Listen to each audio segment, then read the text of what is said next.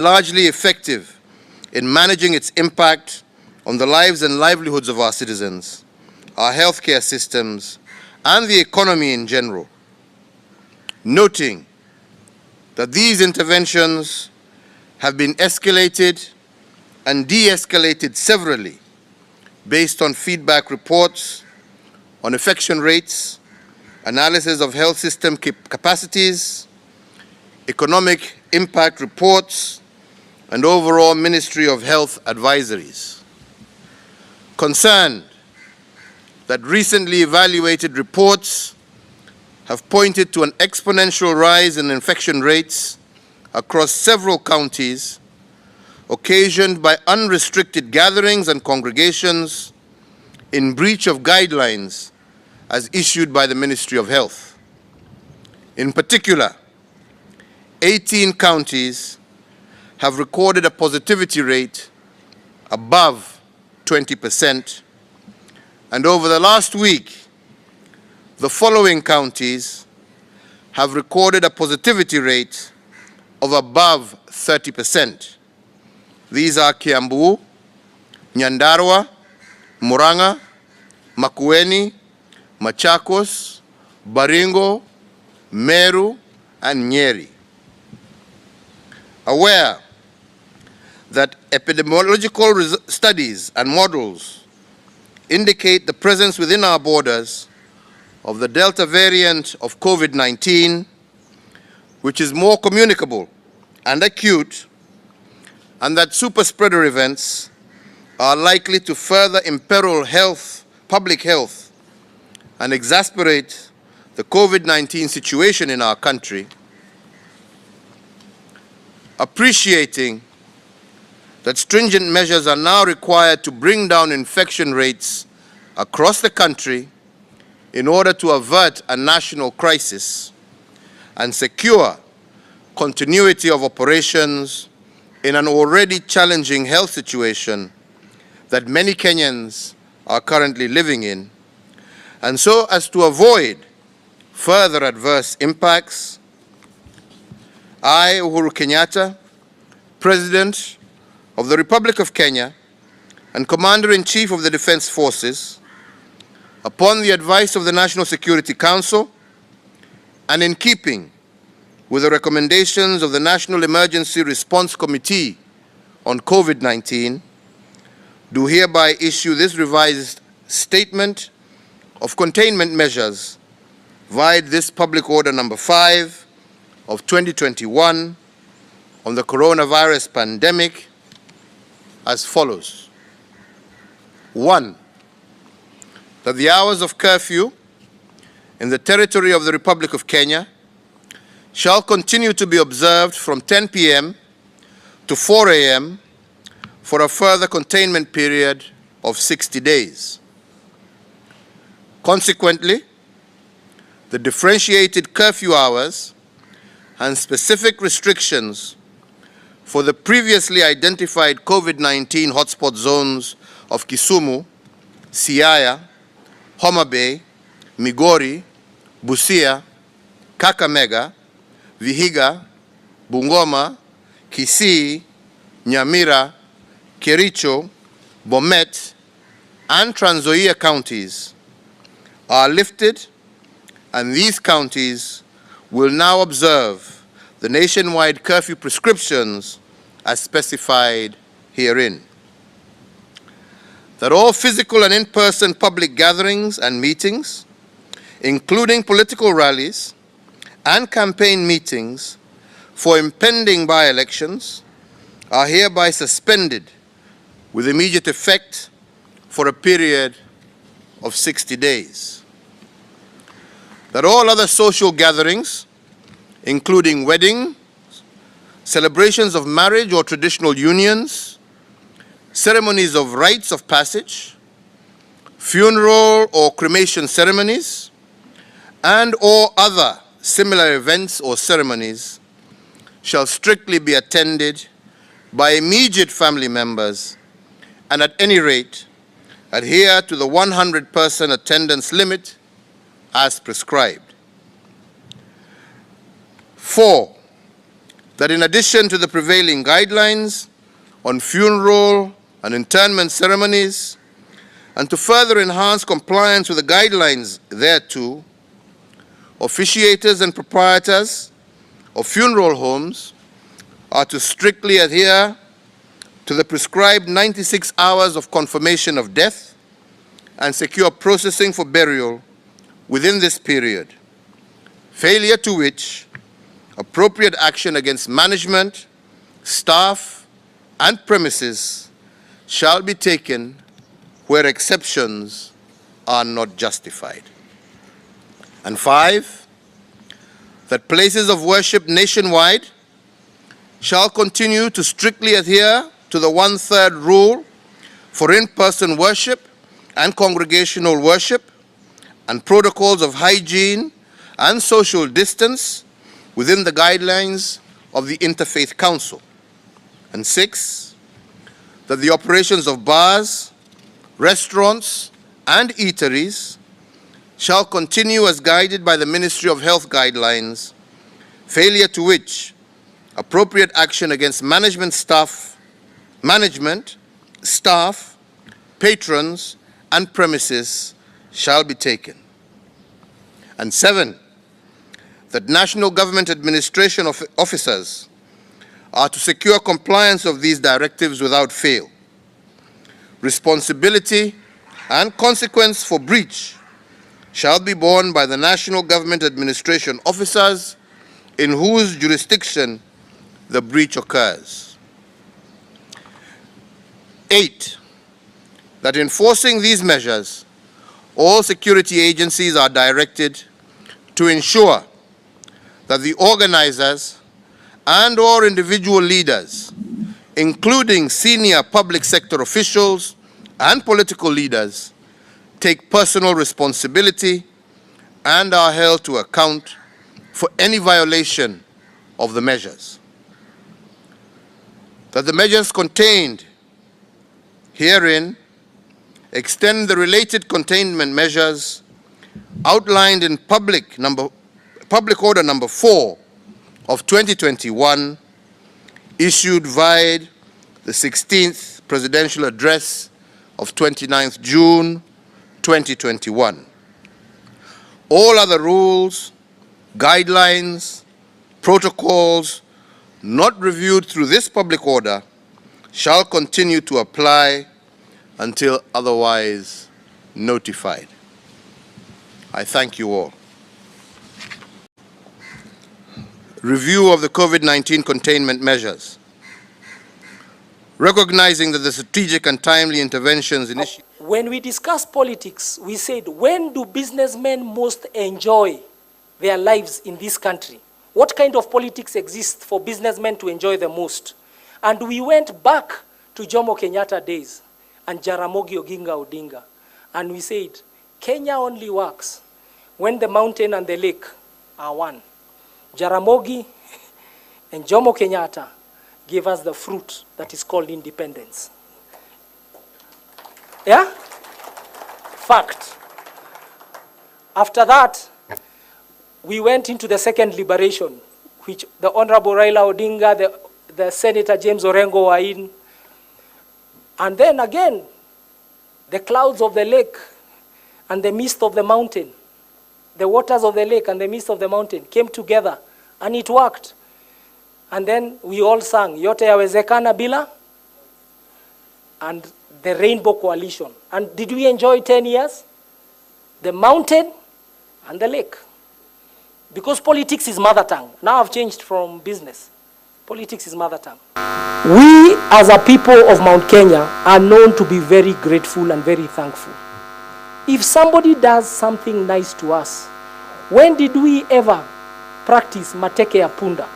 It is time to now start to say, let's take Jacom to talk to businessmen, not politicians. I don't know politicians. Maina Kamanda and Peter Kenneth will help me there.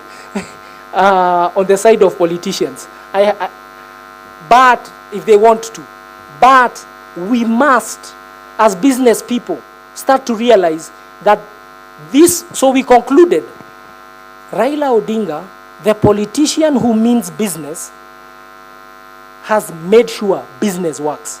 And I'm of the view myself, and I'm now talking to our people, to build consensus. If you are coming to ask for our votes as business people, we will ask you, do you mean business in politics or do you mean politics in politics? Can I repeat the question? Do you mean business in politics or do you mean politics in politics? Because politics for politics' sake has frustrated us quite a lot. There is a lot of upheaval. So I want us to really have a conversation and agree. I was there when the consensus of the mountain started, when people started to ask their question, this specific question. When the country is in problem of politics, the people who suffer us most are these people you see. And when we didn't have the hardship, I can tell you, Your Excellency, Nairobi, and nobody in Central Province, almost 80%, they have their wealth coming from Nairobi somewhere. Kwa hivyo mahali ambao watu wa Central wametoa kitu ya kukura all the years, when you hear Maina Commander is in Nyandarua, there's nothing much in Nyandarua. I take what I have in Nairobi and take it to Nyandarua. And I know that is what most of you people do. So I want to confess here that I'm one person who was converted that with the hardship, it brought peace and it made the working environment of business people to be conducive.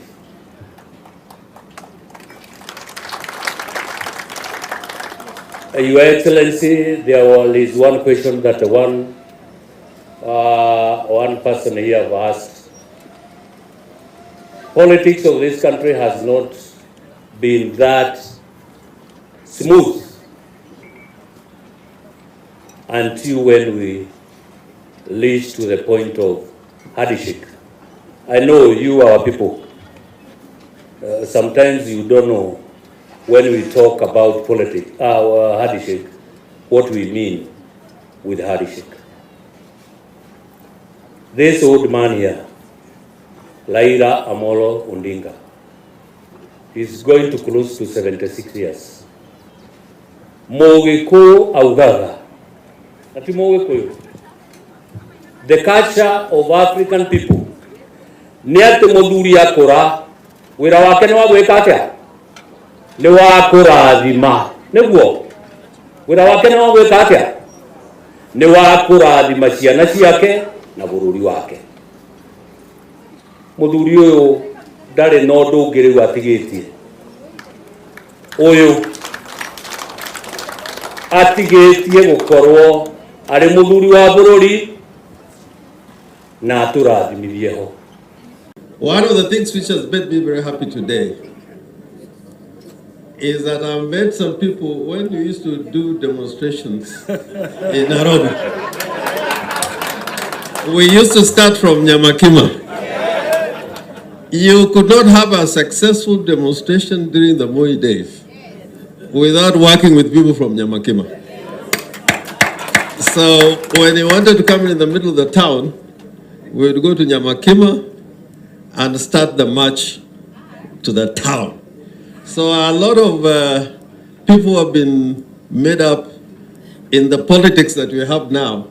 We've got to be very grateful to part of this crowd that I see here because what they've done in bringing change to this country. The second issue, and I really want to be blunt about this, because I will never have probably another occasion. And I agree with you, Polycarp, Yakwamba, we must talk business. And we have to talk business in politics for us to succeed. And I think as the Prime Minister was advising us, if you look at the question of Korea and other countries that he mentioned, they did that turnaround from talking pure politics, like in South Korea, when it was all about power without business to make that transformation. But before you get there, you must address the political question. If you cannot resolve the political question, to answer the business needs becomes extremely difficult. And I want to note here that at the social front, you are doing very well. Doing very well. If you go to Kisumu, you take a Kenya Airways flight on a Friday. I can tell you, because me, I'm married from the mountain. 20% of the people in that aircraft will be people going for visitation in western part of Kenya, seeing families in western Kenya. I also have people in my home who almost every month have to go to the mountain because there's a wedding, there's a funeral, or there is some kind of celebration. And even making babies, you know, the babies that we're making. We are making babies across the line. Bila ubaguzi. The only thing that brings trouble in is the political question. How do we answer that political question? And in my view, the handshake was about inclusivity. The handshake. How can we be inclusive as a nation so that we can talk about one indivisible country called Kenya? Can a Luo rise up to the president of this country and the Kikuyus are comfortable with it? That is an easy answer to make, but on election day it is not very easy. Can a Luo accept a Kikuyu as a president? And I know they can, because there's a time I stood for president, they chose Kibaki thanks to Raila Odinga instead of me. So I know they can accept. They can accept. It is time that we take this question seriously, because inclusivity, even in the United States of America, despite the troubles they've had, they have shown us that a black man can be president in the United States of America. They have shown us that a woman can be a vice president in the United States of America. To resolve the Kenyan question between the Kikuyus and Luos, if that question can be resolved, I can guarantee you there will be peace in Kenya from now and forever and ever and ever and ever. And I know the bill from the mountain can do it. Because when Kibaki became president in the year 2002, they were calling Raila Amolo Odinga, what was that word? Jamba. And you know, to get somebody to be called Jamba is not easy. It's not easy. You must have done something or changed something in people's lives. And then after addressing that political question, because the twin brothers in this country, who when they live in peace, Kenya is in peace, is the Kikuyus and Luos. I can guarantee you, we're not talking tribalism, we're just being realistic. And finally, like Raila Amolo Odinga said, if you have the right ideas, you can change a country. There was a small man in China who said he does not mind whether the cat is black or white, so long as it can catch mice. That was the beginning of China changing from a backward, peasant-driven economy to one of the biggest economy in the world, the fastest growing economy. So if we can have a leader so that we forget about who, but think about what is he going to do, like Igade was saying, we can, in the year 2002, make sure that Kenya can sustain a development at the rate of 7% from 2022 to the time when many of you will be having grandchildren. So I hope, and Peter Kenneth, I like this. This is a meeting of the lake and the mountain on the slopes of the mountain. Within a month, Rabongo, you must have another thing like this, which will bring the mountain to the lake in the shores of the lake. And nobody is going to stop reggae. Thank you. Tumpatie Mheshimiwa Orengo makofi mazuri. So the thing is, you need to have an enabling environment that promotes business.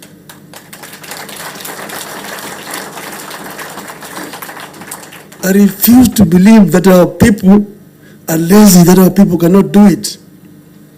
Our people only lack opportunities. They lack the support that is required.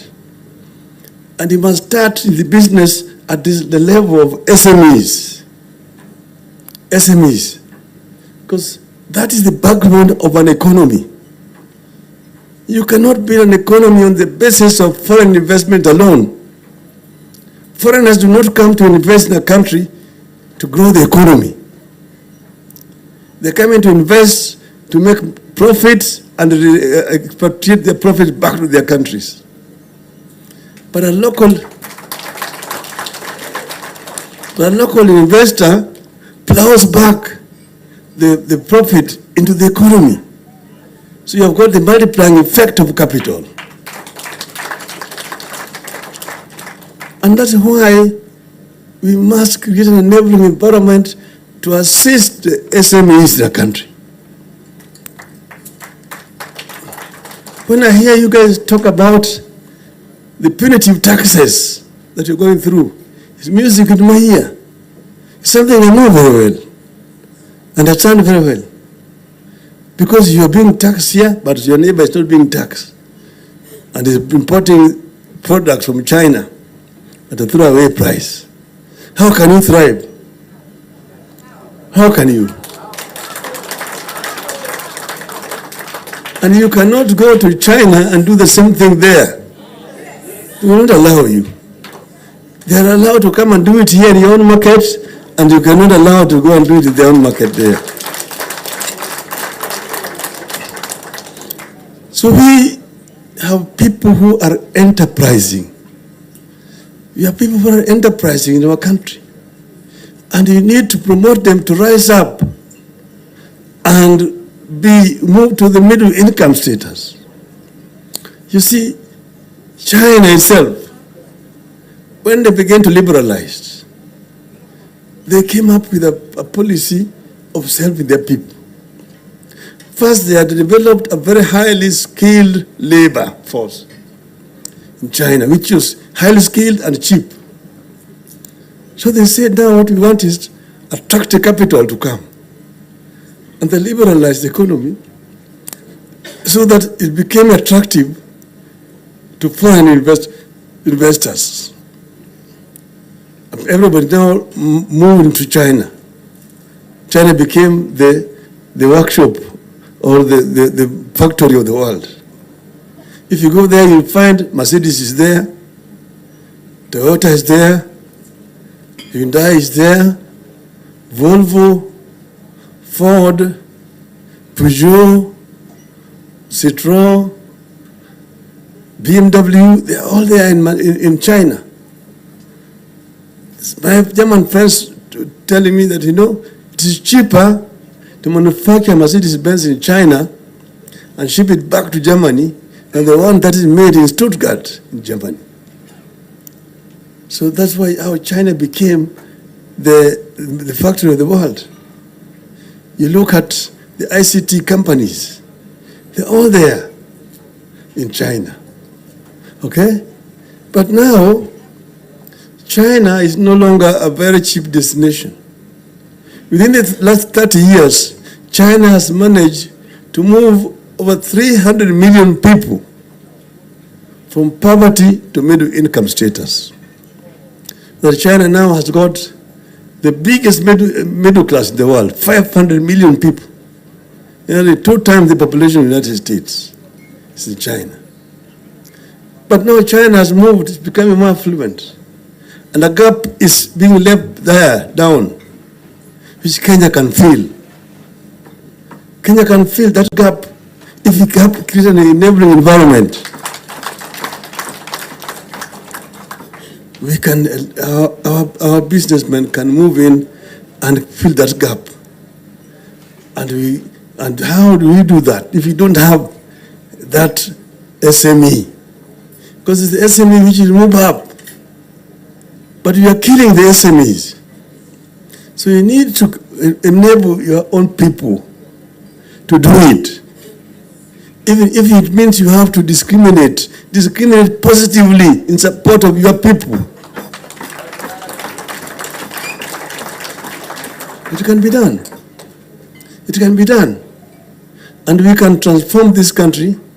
There are also reasons why we are here as Kenyans. Because we went back to animal ways of looking at our things. Oh, this one is mundu wakwa. This one here, mundu wa mushie. So we begin not to look at you as a fellow Kenyan. Which tribe do you come from? Which tribe do you come from? Which is so backward, so primitive. Let us look at ourselves as Kenyans.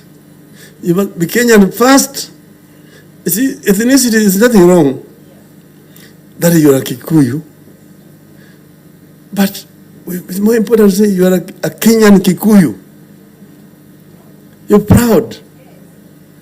Our differences, the languages and cultures and so on, is basically our wealth. You might promote unity in diversity, which is fine. Like when I see Mugithi being played here, I feel very proud. And I love to enjoy dancing Mugithi. I know the problems that you guys go through to be able to promote your businesses. The too much regulation, over-regulation, too much government into your businesses.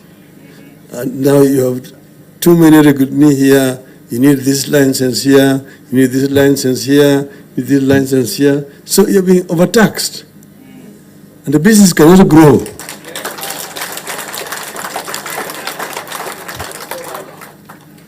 Tax should not be punitive. Just spread it. Spread the bracket. Karibu sana, Your Excellency.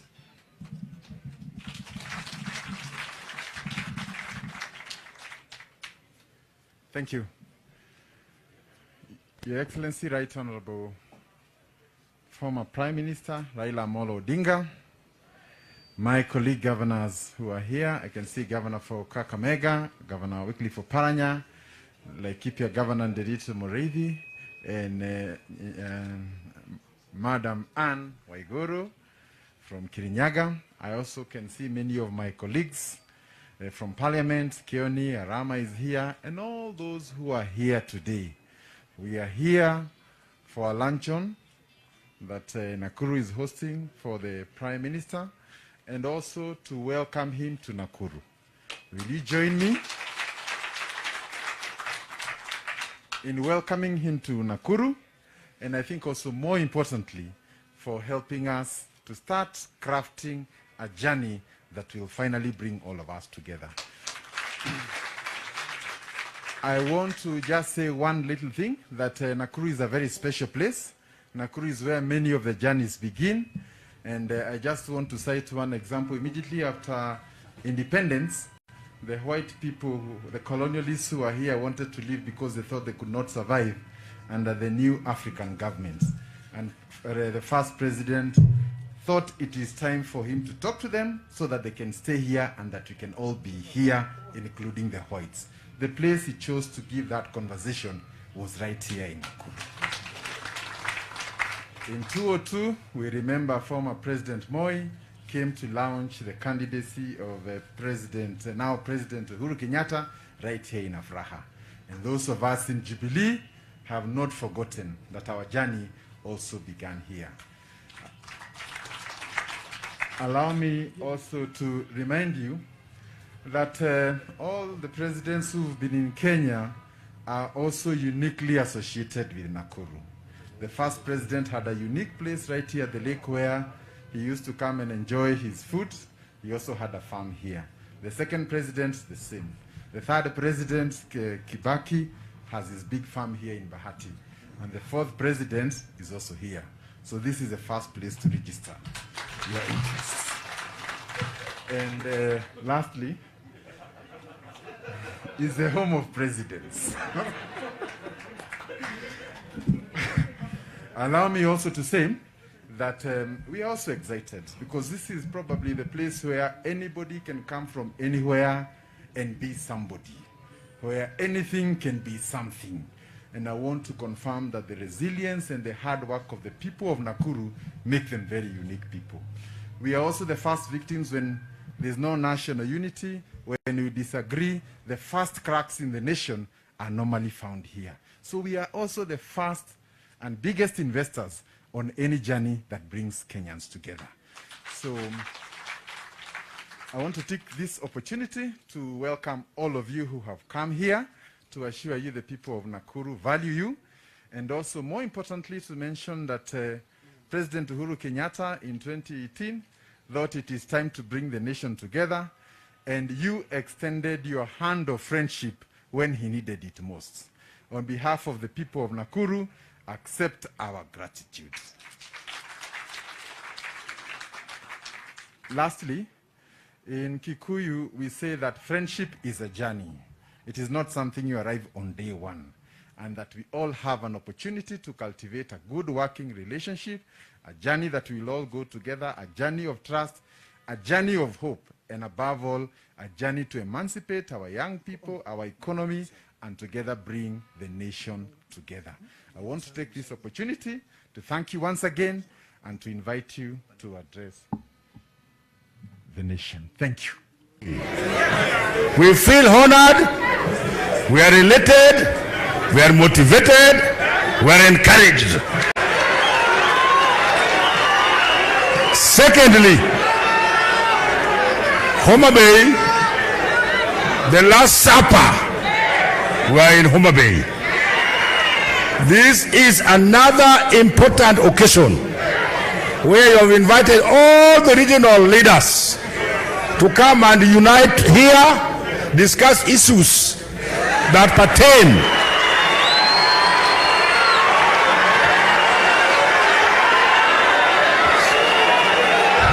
moja.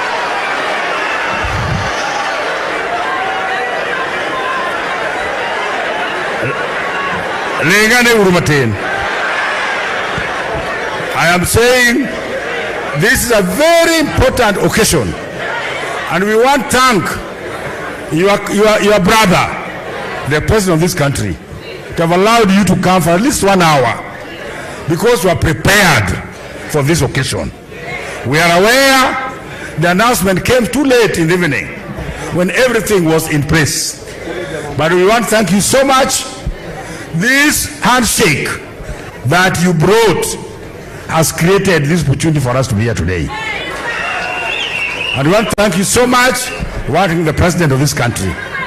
Lastly, we are talking about Raila Odinga. We are talking about a product that is sellable and marketable very easily. We are talking.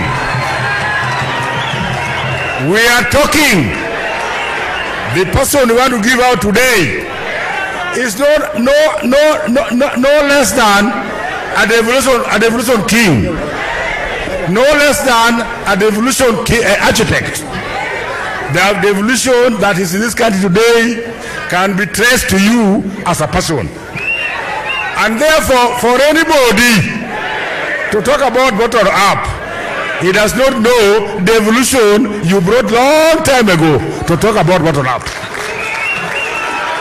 And therefore, we are giving you out today to this world.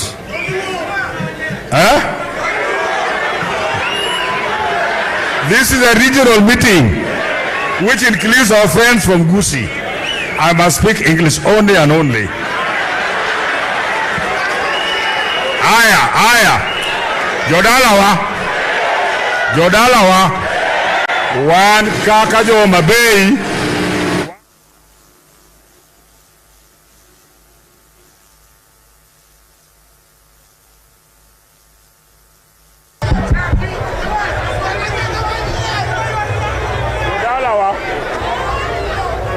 Aya.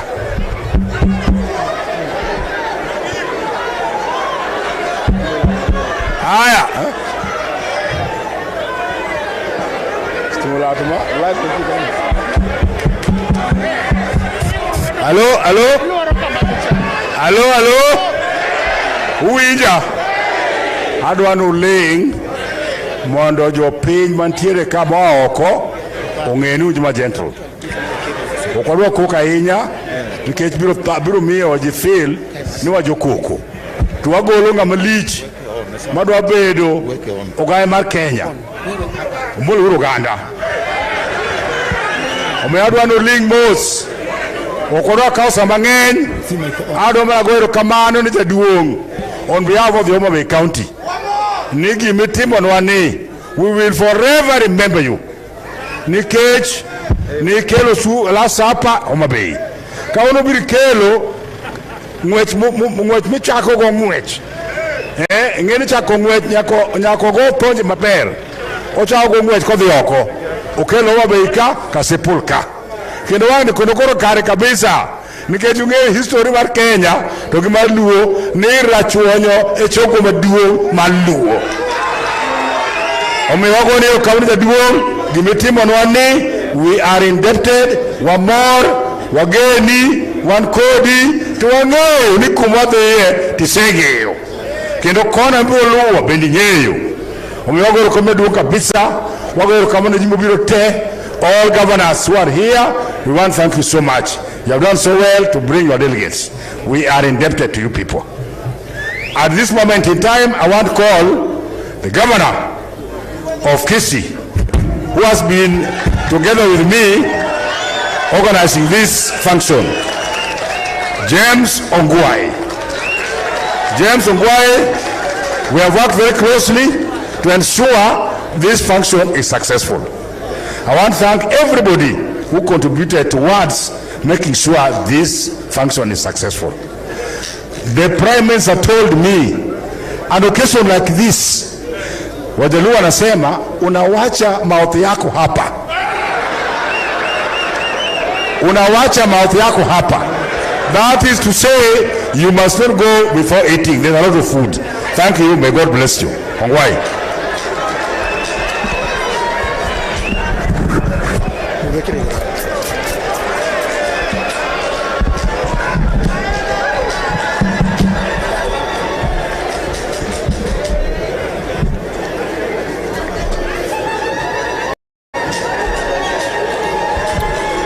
Your Excellency, the Prime Minister, Excellency Governors present, Excellency Deputy Governors present, Honorable Senators in this room, Honorable Members of Parliament, Honorable Members of the County Assemblies from this region of Nyanza, the business people, and our brothers and sisters, all of you who are in this room. God is good, and all the time. Abagusiba mintumore gambi ya more. Abakuri ambi ya more. Joturu wa intie. Uriyo maber. Wasegi kae ni jokisi, wasegi kae ni wantie gi jaduong', wantie gi jatelo mar Kenya. We have come here First, we must thank His Excellency, the President of the Republic of Kenya, for allowing us to only be here for only 10 minutes, for only 1 hour. And that's why probably the number of speakers is going to be few. Because we live in very uncertain times. Because it was yesterday, all the arrangements had been made, and therefore it would have been very difficult to postpone this meeting. As the people from Nyanza region, we have ourselves as Kisses. And let me talk about the Kisses here, because I'm probably the only one who is going to talk about them. We have a population from Kisii and Nyamira, voting population of over 1 million for those who are there in Kisii and Nyamira and those who are in the local diaspora in this country. We are a people that have grown in numbers, but the Kisis and the Luos have lived together. And I will tell you, Your Excellency, that the headquarters for the South Nyanza region during the colonial administration was in Kisii, and at one time was headed by one Paul Mboya. Paul Mboya was not a Kisii, he was a Luo. I want to say that we have lived together peacefully as a region, even if we are three ethnic communities, and that indeed, when your own father formed his own party, the Kenya People's Union, the first representation that he had, we had our brothers Anyeni Mugunde and others that joined him at that time. And you remember during the multi-party democracy, you remember we had George Anyona, we had Abuya, we had Henry Obocha that were fighting along you and even with your own dad. And I want to remind you that during the 1992 elections, your own dad led in Kisii in the elections, and during the elections of 2007, 2013, 2017, you actually led in Kisii. In this room, we have elected MCAs from Kisii County. They are almost close to 60. The same from Nyamira. The leadership is basically, we are now working together under the handshake, but the leadership at the moment in those assemblies comes from a party that you had. But we are all working together very peacefully. You do recall that in Kisii County, we have won all the by-elections that have taken place. We started with Nyacheki, then we came to Baschache, we went to Kiamokama, and then we went to Bonchari. And indeed, in the National Assembly in Parliament, the National Assembly part of Parliament, we have the youngest MP there in Pavel Oimeke. Your Excellency, your handshake with the President is a great deal for this country, especially in the broader context of fostering the unity of this country. We want to ask that as we go forward, and as we are brought here as a people from the region, we want, as you go around the entire country, we want you to tell them that where you come from, there is complete peaceful coexistence of all the parties. In Kisii, those who control the economy of Kisii, first the Kisis, we have the people from the mountain, the Gikuyu community, we have the Luos, we have Somalis, we have all manner of people in our two counties, and we have welcomed them with open arms. That's the Kenya that we want, and that's the Kenya that you have been fighting for with our brother, the President, Excellency Uhuru Kenyatta. It was indicated here by Junet Mohammed about the people who have come here. We did not, in calling the people to come here, we did not look at their station in life.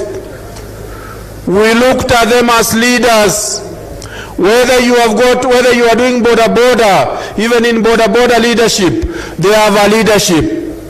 Even in Mamamboga, they have a leadership. And they vote, they have a vote. And their representation is in this room. So we ask that going forward, as we talk with you, and as we engage with all the other Kenyans, that we do know that there is no leader who is bigger than the other one. I would want to tell you that from Kisii County and Nyamira County, from Nyamira, our Deputy Governor, and a doctor who was in charge of Nyanza Provincial General Hospital, Dr. Kenani, is in this room. Dr. Gesami is in this room. And we congratulate you, my brother, for being the Deputy Governor for Nyamira. We have many other professionals here. I wish I had time to mention them. I think we have the Nyamweyas here, some Nyamweyas here. We have the Asanyos. We have all these people, they are all in this room. They all came here because they are leaders from this region. Your Excellency, the MCAs, especially the ones from Kisii, had a resolution that they were actually going to read in this room. But because there is no talking here,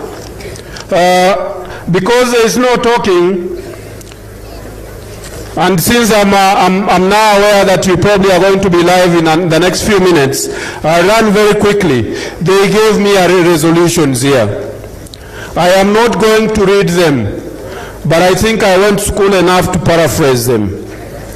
So I'll do that very quickly.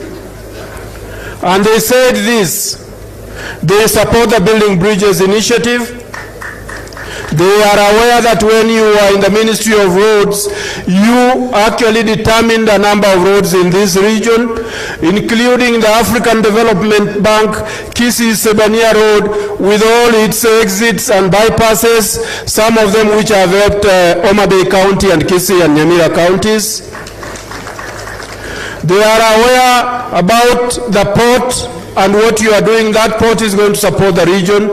They are also aware about apart from the port, they are also aware about the international airport. They are aware that it was put in place during your period, and we all use that in the international airport. They are also telling you that these two counties control 60% of the money market in the Nyanza region, and those are statistics from the Central Bank in Kisumu. And therefore, they are therefore saying that they support this initiative, but going forward, they are asking that as a community they have come of age, and that they should be recognized in this country as the 7th largest community in this country.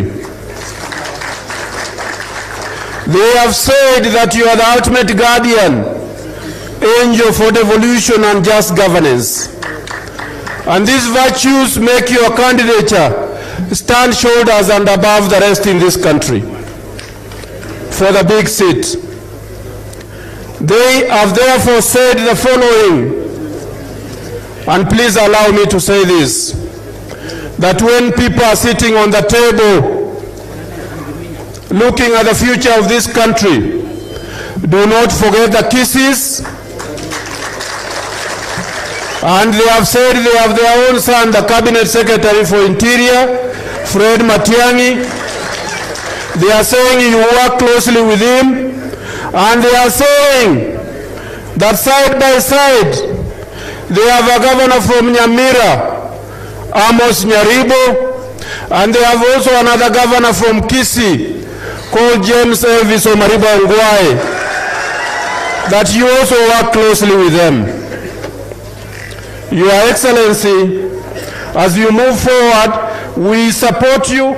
We ask you to develop progressive alliances, and that you should make sure that you are working closely and side by side with His Excellency the President of the Republic of Kenya, but develop very progressive alliances with the other leaders in this country, because I think time has reached for this particular region to be leaders in this country. Your Excellency, I would want to conclude by saying that we have come here as a region. We have come here out of our own free will. We have people that have traveled and drove from Nairobi last night, and they are here, and they are very many, and they came out of their own free will. We ask that moving forward, know that this region is supporting you. Good leaders from Nyanza, I salute all of you. Before I have the pleasure, indeed, I'm going to donate that pleasure to somebody, a visitor that I'm calling. He's the only one I'm calling to say just one or two words, because we would want that when there is a meeting in his place, he also calls a leader from Nyanza region. It is my pleasure to invite the Chairman Emeritus for the Council of Governors, who is also the Chairman of the Lake Region Economic Bloc, who is also the Governor of Kakamega, Dr. Wycliffe Ambassa Oparanya. Wycliffe, I want you to take just 1 minute and also invite His Excellency the Prime Minister to talk to us. Thank you very much, ladies and gentlemen.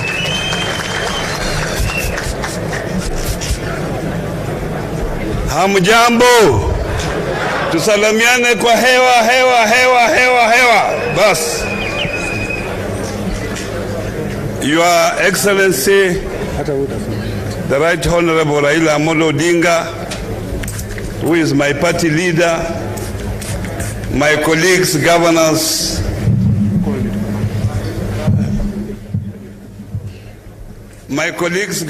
who have come here, na viongozi wote, wajumbe, masenators, ma-MCAs na wananchi. Mimi nimeandamana na baba kuja hapa kushuhudia kwa usunduzi wa azimio la umoja.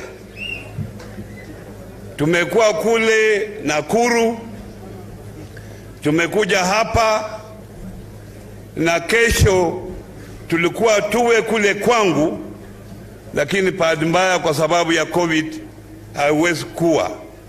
Lakini hiyo mkutano tutaendelea kupanga, na wakati itafika nyinyi mtakuwa pale. Hii jambo la umoja kwa nchi yetu ni kitu ya muhimu kabisa, kwa sababu kama hatuna umoja hatuwezi kuendelea mbele kama nchi.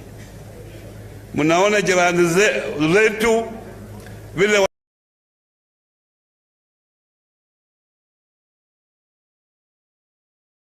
wakati huu tumeamua kama viongozi tuwe pamoja, tuone ya kwamba nchi hii inaendelea mbele kiuchumi, kwa sababu uchumi ndio imekuwa shida kwa watu wetu. Ndio kwa sababu watu wetu wengi hawapati kazi.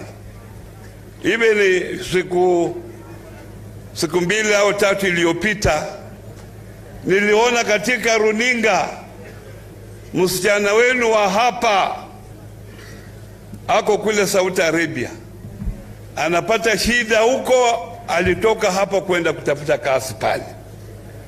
Kama uchumi ulikuwa unakuwa vizuri, alikuwa angepata kazi hapa. Ndio kwa sababu hii safari ambayo Raila Odinga ameanza kuleta Wakenya pamoja ni safari ambayo inataka kila Mkenya aunge mkono hii safari. Tuone ya kwamba tunaenda pamoja kama wananchi wa Kenya, Na hapa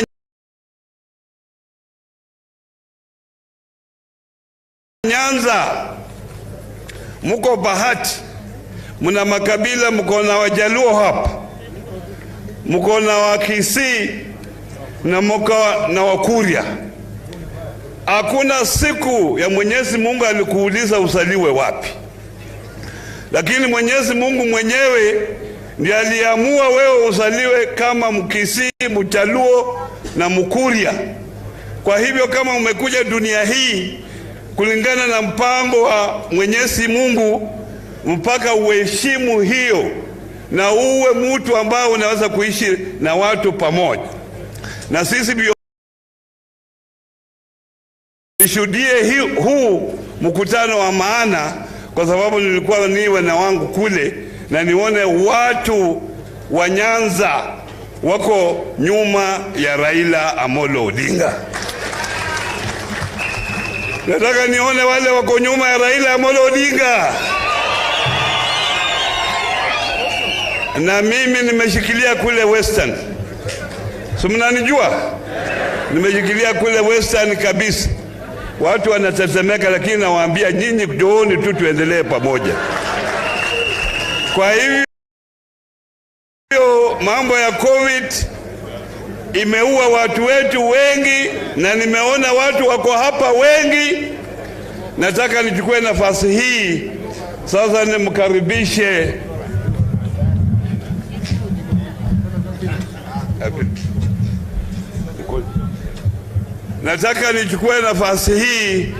sasa nimkaribishe Raila Amolo Odinga baba ahutubie wananchi.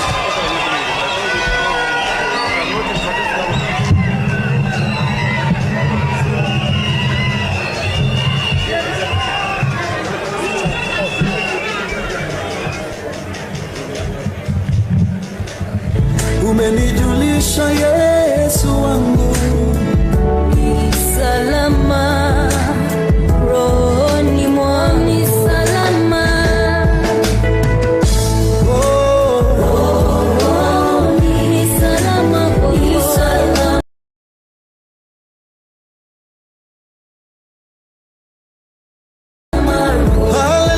Hallelujah, wewe peke Yesu ni salama.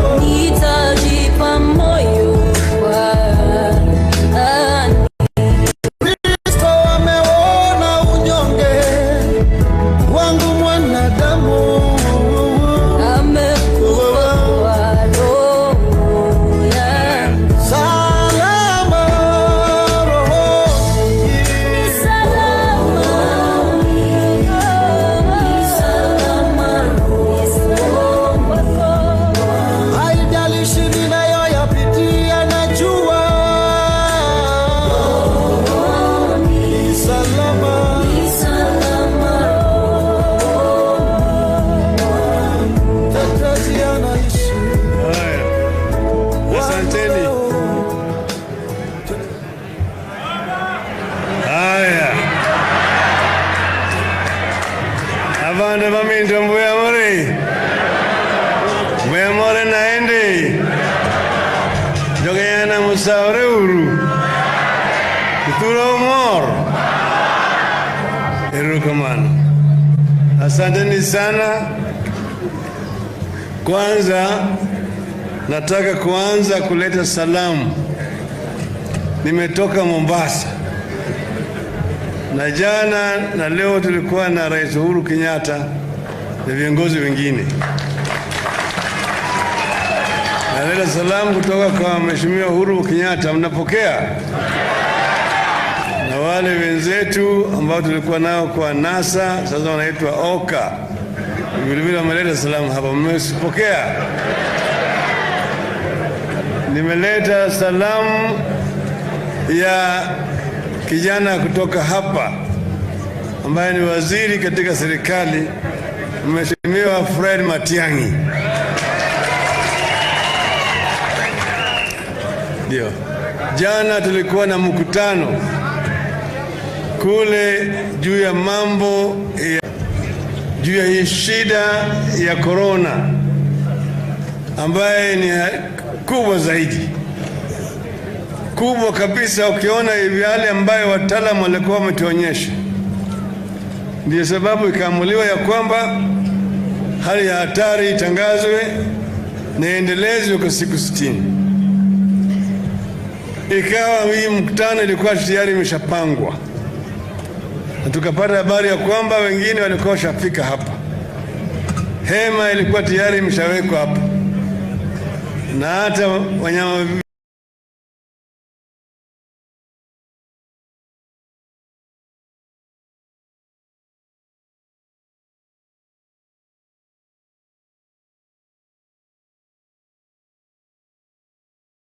vingine zilikuwa tayari zimesalimu amri.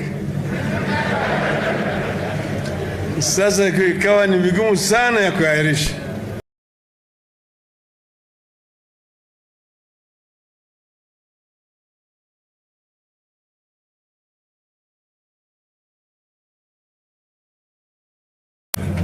Nyanza. Kesho tungekuwa Kakamega. Wiki ijayo tungekuwa Mombasa, pwani yani na Garissa kaskazini mashariki.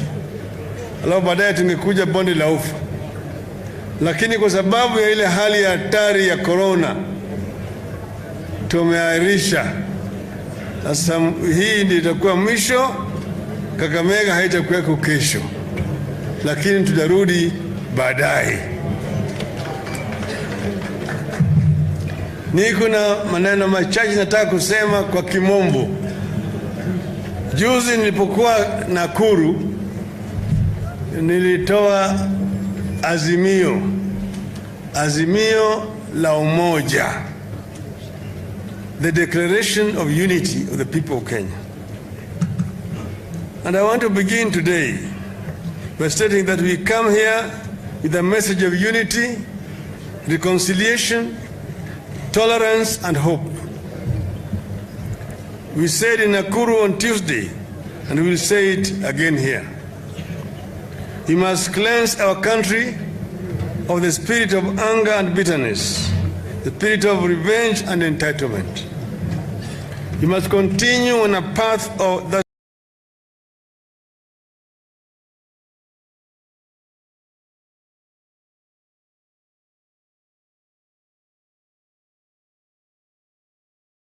reconciles, unites, calms, and stabilizes, and not work at the national level when it does not exist in the regions that make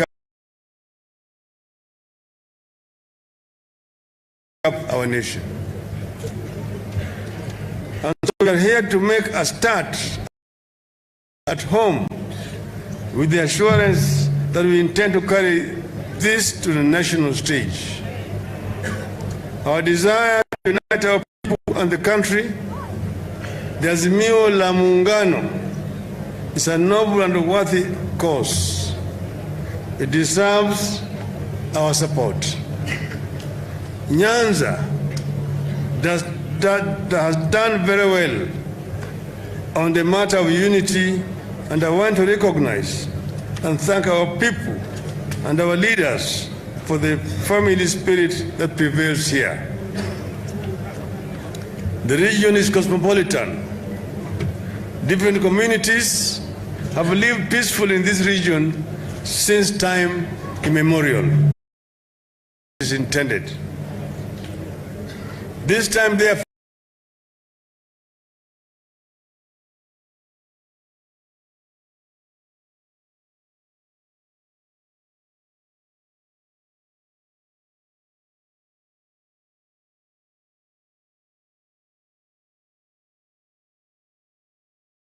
efforts and to help do more. This region, like other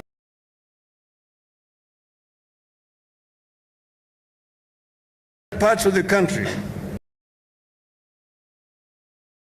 is feeling the pain of COVID-19. People lost loved ones, incomes, and jobs. It is our wish that we use these losses and the pain as eye-openers on what we must do here and in other parts of Kenya to build resilient and sustainable livelihoods. Nyanza, as a region, is endowed with diverse resources. We have cash crops like tea, coffee, tobacco, and sugarcane. Minerals like gold, copper, and soapstones. Livestock, fish, and an array of food crops. With adequate support, our people should be farming on a commercial scale. So far, we have only scratched the surface with regard to production of food crops and cash crops. We need to focus on how to provide farmers with high-yielding seeds, help them with reclamation of the land, preservation of water sources, and all else they need to feed the emerging towns and the entire nation. Very little effort has gone into value addition and industrialization. There is no reason why coffee, tea, bananas, and vegetables from Kisii or Korea cannot be processed here and marketed as refined produce of Kisii or Korea.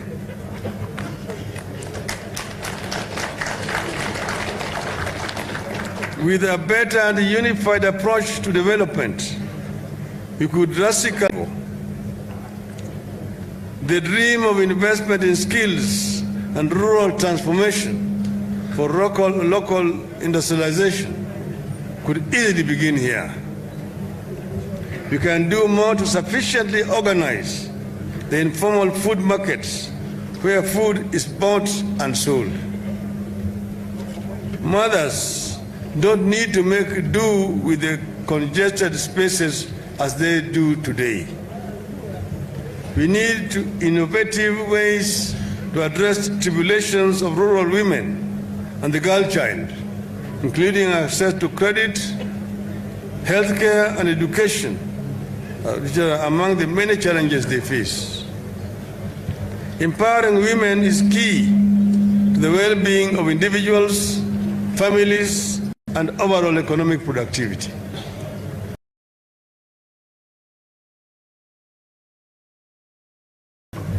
We can do more to help the farmers transport food from where surplus is to where it is in short supply. Sugarcane farming, which has long been the lifeline of this region, has to be addressed comprehensively and changed radically. As it is today, sugarcane farming impoverishes instead of empowering the farmers. This region remains deficient in infrastructure, especially with regard to access roads to farms and markets and access to reliable and affordable electricity. Our capacity for blue economy remains grossly underutilized.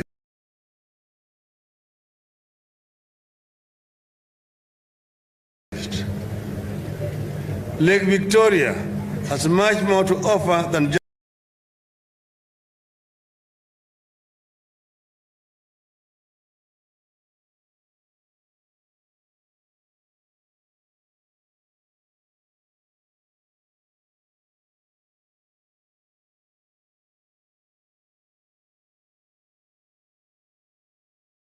the region. We need to explore innovative ways to support the creation and the growth of small and medium enterprises, particularly youth-owned businesses.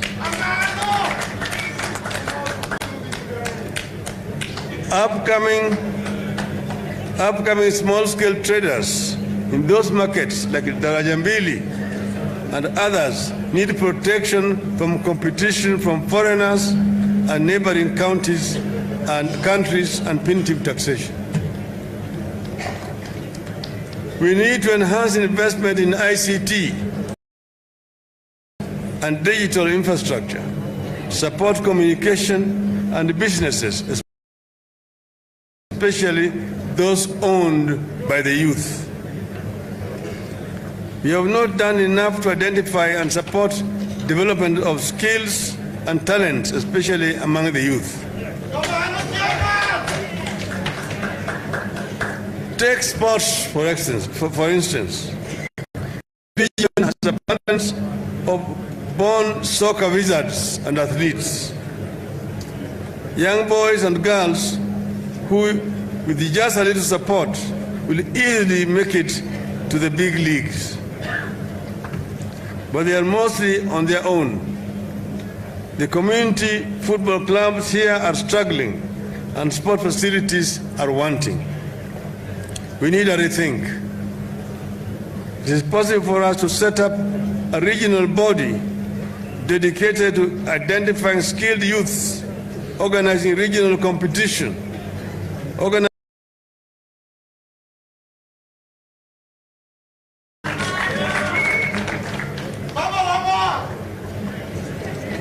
Awinji.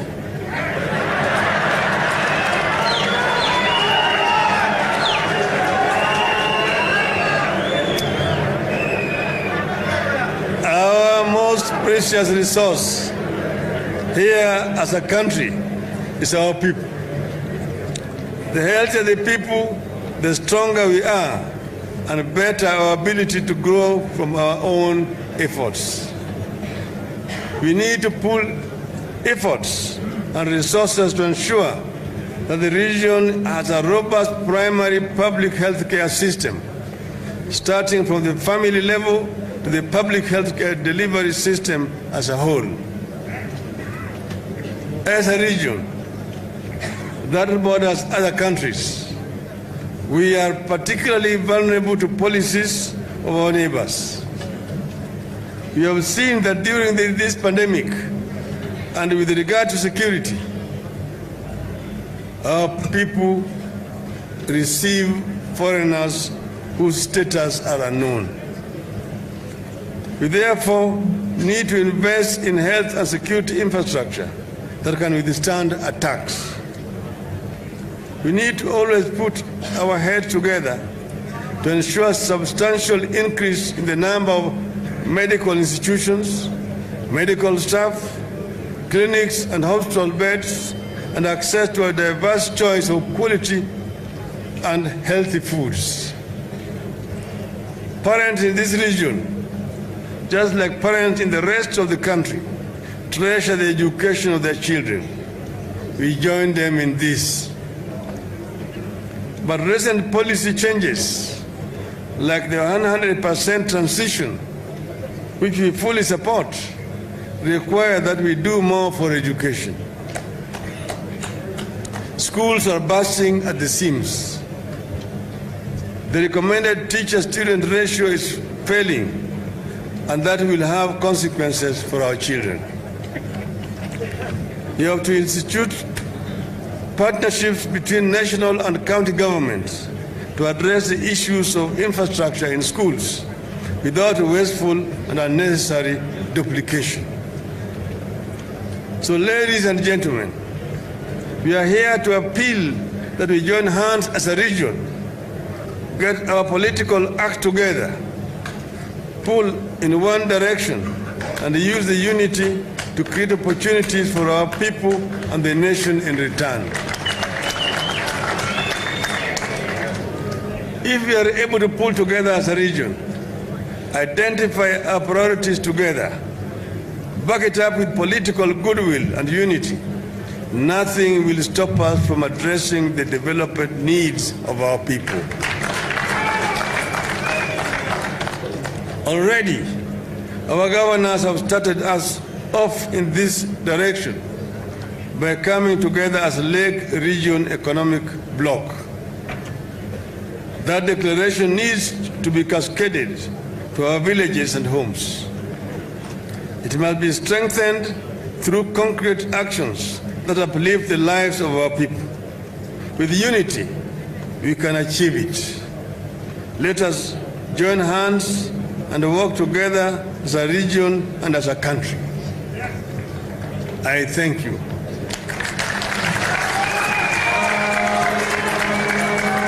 And we say, inawezekana.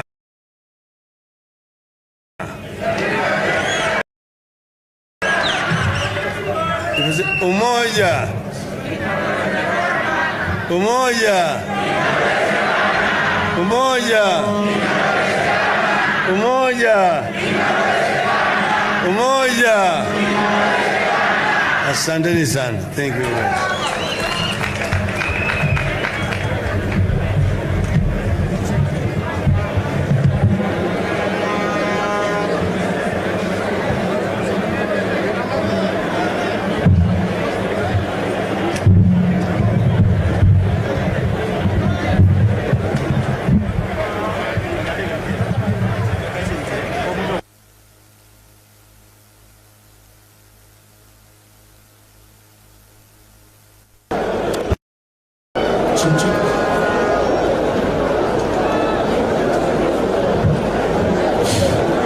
Ndugu zetu, please don't leave.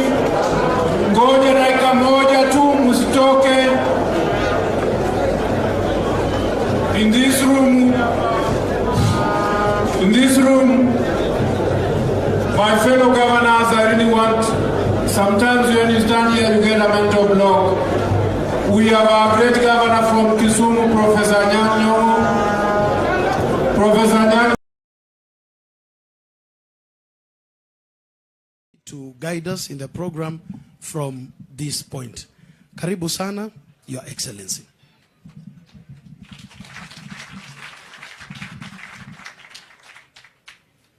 Thank you. Your Excellency, Right Honorable former Prime Minister Raila Odinga, my colleague governors who are here, I can see Governor for Kakamega, Governor Wycliffe for Paranya, Laikipia Governor Nderitu Mureithi, and Madam Anne Waiguru from Kirinyaga. I also can see many of my colleagues from Parliament. Kioni Arama is here, and all those who are here today. We are here for a luncheon that Nakuru is hosting for the Prime Minister, and also to welcome him to Nakuru. Will you join me in welcoming him to Nakuru, and I think also more importantly, for helping us to start crafting a journey that will finally bring all of us together. I want to just say one little thing, that Nakuru is a very special place. Nakuru is where many of the journeys begin, and I just want to cite one example. Immediately after independence, the white people, the colonialists who are here, wanted to leave because they thought they could not survive under the new African government. And the first president thought it is time for him to talk to them so that they can stay here and that we can all be here, including the whites. The place he chose to give that conversation was right here in Nakuru. In 2002, we remember former President Moi came to launch the candidacy of now President Uhuru Kenyatta right here in Afraha. And those of us in Jubilee have not forgotten that our journey also began here. Allow me also to remind you that all the presidents who've been in Kenya are also uniquely associated with Nakuru. The first president had a unique place right here at the lake where he used to come and enjoy his food. He also had a farm here. The second president, the same. The third president, Kibaki, has his big farm here in Bahati. And the fourth president is also here. So this is the first place to register your interests. And lastly, is the home of presidents. Allow me also to say that we are also excited because this is probably the place where anybody can come from anywhere and be somebody, where anything can be something.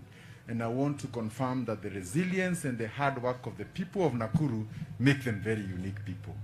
We are also the first victims when there's no national unity, when we disagree. The first cracks in the nation are normally found here. So we are also the first and biggest investors on any journey that brings Kenyans together. So I want to take this opportunity to welcome all of you who have come here, to assure you the people of Nakuru value you, and also more importantly to mention that President Uhuru Kenyatta in 2018 thought it is time to bring the nation together, and you extended your hand of friendship when he needed it most. On behalf of the people of Nakuru, accept our gratitude. Lastly, in Kikuyu, we say that friendship is a journey. It is not something you arrive on day one, and that we all have an opportunity to cultivate a good working relationship, a journey that we will all go together, a journey of trust, a journey of hope, and above all, a journey to emancipate our young people, our economy, and together bring the nation together. I want to take this opportunity to thank you once again and to invite you to address the nation. Thank you.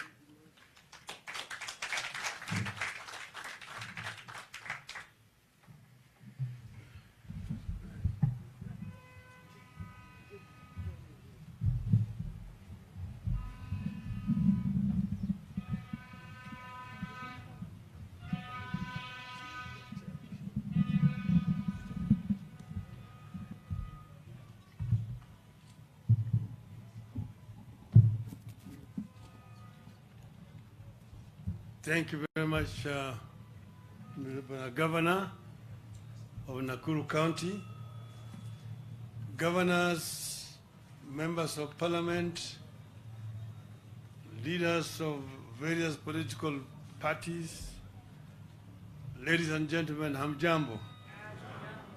Hamjambo tena.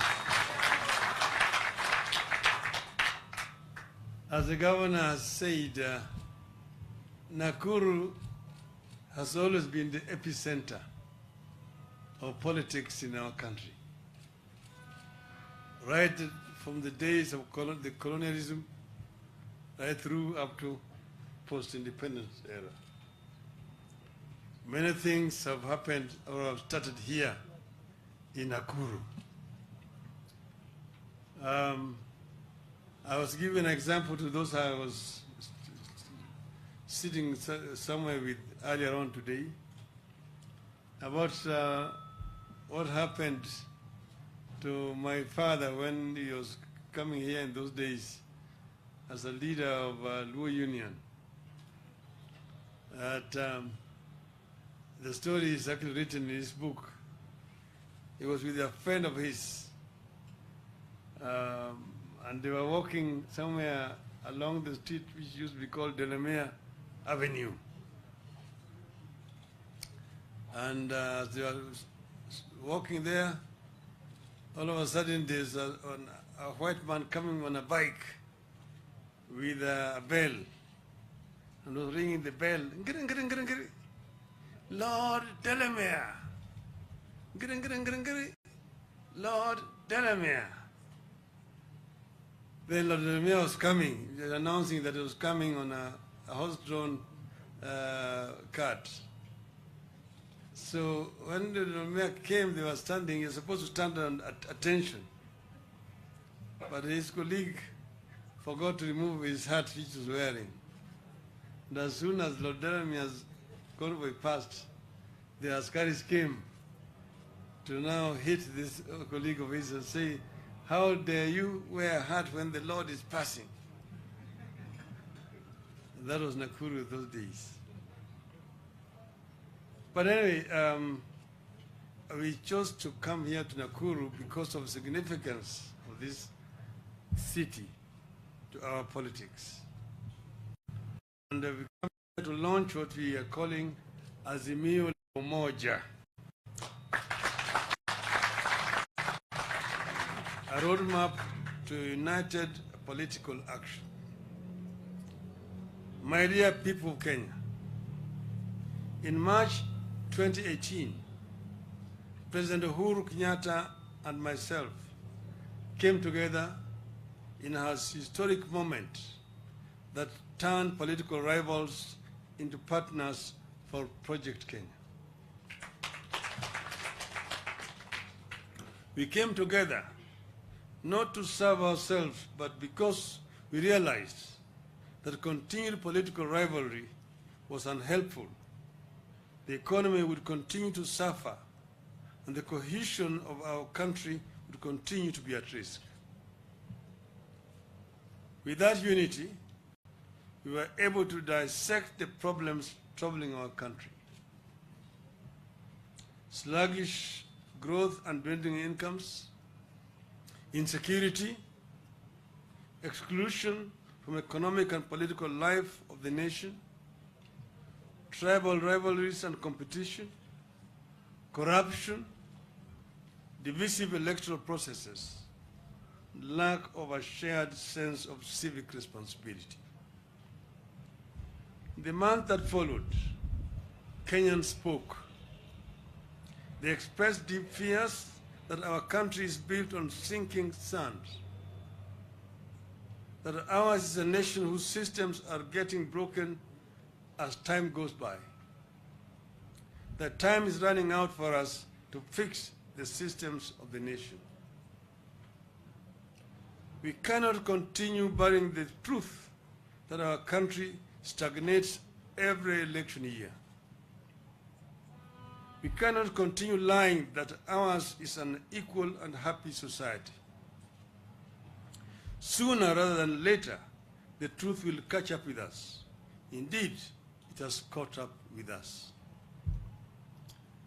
No one can deny that we are several countries in one. Some Kenyans are doing extremely well, while many others are struggling to access even the most basic of basics.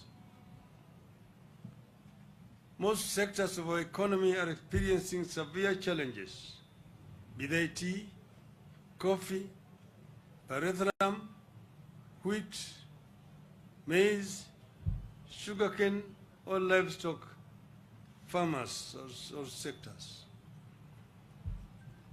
Fishermen from the Indian Ocean to Lakes Turkana and Victoria are feeling the pinch. Workers in our factories are feeling the pinch. Teachers in our schools, just like the parents, are feeling squeezed. University academic and non-academic staff, doctors and nurses are all living in duress. Our country is not generating enough jobs to absorb our educated and skilled population. There can be no doubt that this country needs a massive investment in sectors like manufacturing, agriculture, infrastructure, healthcare infrastructure, and information technology to create wealth and employment for our people.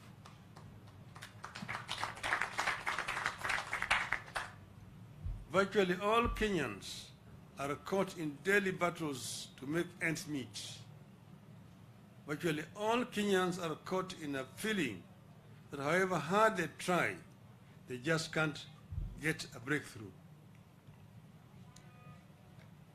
Some of these problems have become fodder for drumming up of chauvinistic and xenophobic political support. As we head into the 2022, these problems have become tools for emotional and irrational appeals. A section of leaders is taking advantage of rather than address the problems. It is clear that these problems will persist well beyond 2022 unless we begin addressing them today. Our country needs a coherent plan to recast and implement our long-term development plans as contained in the Vision 2030. There can be no denying that the country needs to promote and protect the small-scale businesses, like the types resident in Gikomba and similar markets, from unfair competition by foreigners. we equally need to address the issue of punitive taxation so that we promote, not punish, investment. Kenya needs a fair and transparent tax regime backed by a clean and efficient public service. We need to build a nation where leaders exist to serve people and not to lord over them. A nation where meritocracy shall replace mediocrity and nepotism. And a country with zero tolerance to corruption.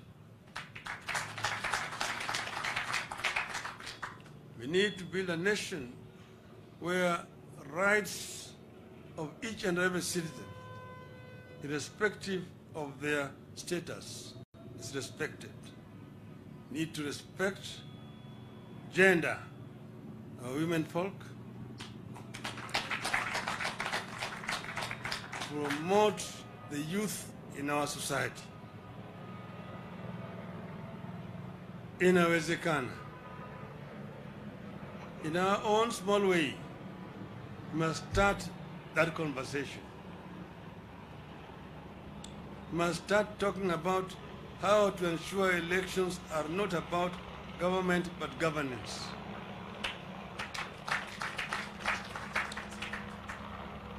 A country where elections are not death paths or traps.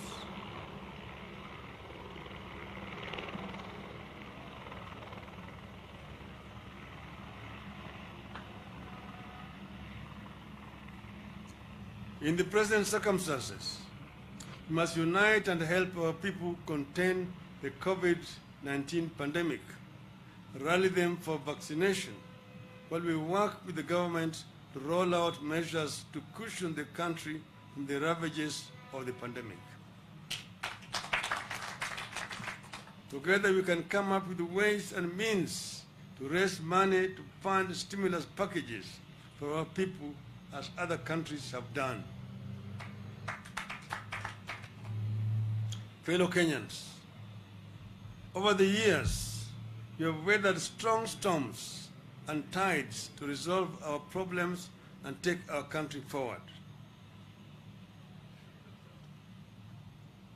It has been a difficult journey across a treacherous road to democracy, a liberalized economy, and a free and open society.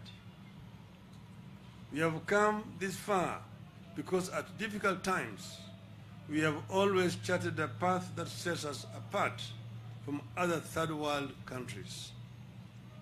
A path that takes us forward, not backwards, and secures our future while benefiting from lessons of the bitter past. And so today, we are here to launch another united effort to address the problems afflicting our people. The journey we start today is intended to create the political and ideological unity that we require to confront the problems afflicting our people. We are coming together with a political and governance framework that ensures our economy works for each and every one of our citizens. We believe that to address the problems afflicting our people in a sustainable manner, we must bring the diversity of our people, their leaders, and their problems onto one table and embark on a systematic and transparent search for solutions as equal stakeholders in Kenya's future. Our society is diverse and divided and complex. No single man or woman can be our sole Messiah. We therefore have no option against the other, tribe against tribe.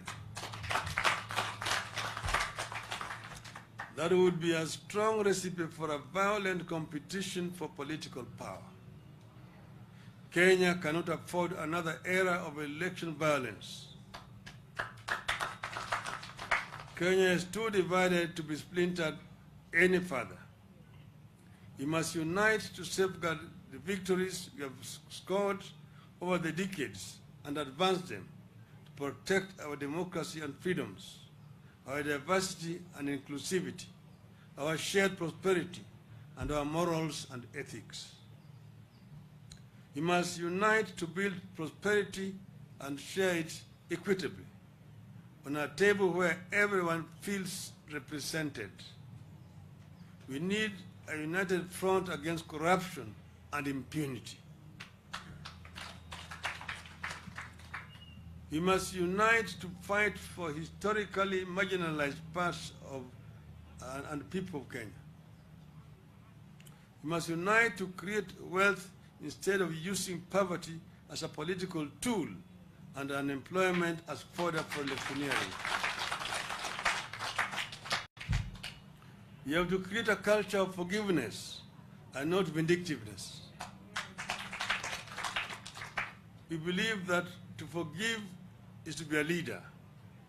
The times require that we proceed with the tradition of unclenching of our fists and shaking of hands, even with bitter opponents, if it serves the nation. The challenges require that we continue with the tradition of making compromises, coalitions and alliances for the sake of the nation. Going into 2022, we must cleanse the land of the spirit of anger and bitterness, the spirit of revenge and entitlement, and continue on a path that reconciles, unites, calms, and stabilizes the nation. That is the journey we are embarking on today. We must recommit to a leadership that continues with the spirit of good neighborliness and Pan-Africanism, not one that undermines it. We recommit to a leadership that strengthens, not undermines, our ties with all international partners who have stood with us in good and bad times, and the new ones willing to work with us.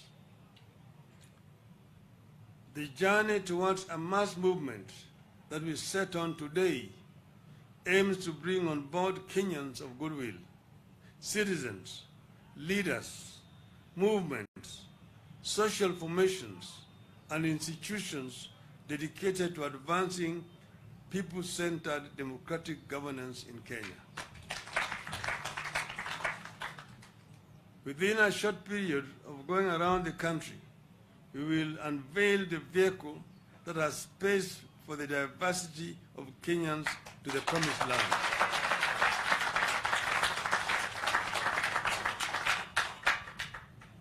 Fellow Kenyans, we have spoken so much about unity because we believe it matters. A house divided cannot stand. We need unity of purpose around core, long-term, and consistent, not erratic policies with clearly defined goals as demanded by Kenyans. Mere words and catchy slogans will not work.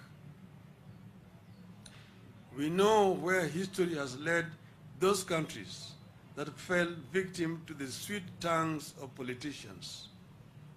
We must not allow ourselves to be falsely led down that path in 2022. We must take the high road and summon the angels in us to not recall our demons. We want every child, no matter their pedigree or identity, to think and believe that it can be morning in Kenya again, that we are about to arrive in a new land full of the most seductive possibilities. Let us rise together to fulfill the dreams of our children and reclaim our great destiny. We must fix this country, fix its systems, fix its politics, then fix its economy.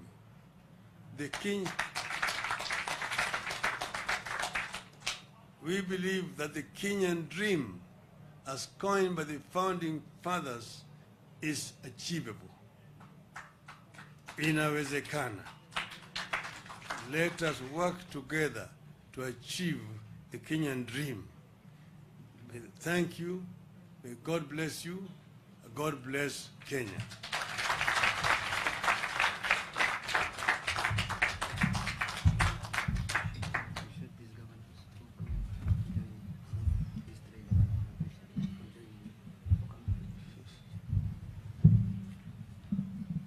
Let me recognize before I hand over to Governor Lee that we have got governors here, Governor Anwar Guru from Kirinyaga,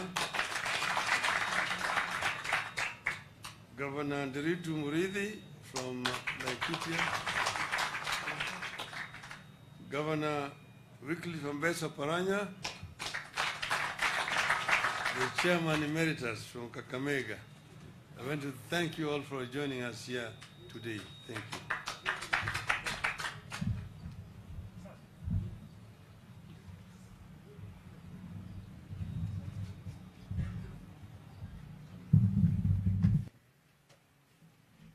So thank you very much, Your Excellency, Right Honorable Prime Minister, and all the guests who are here today.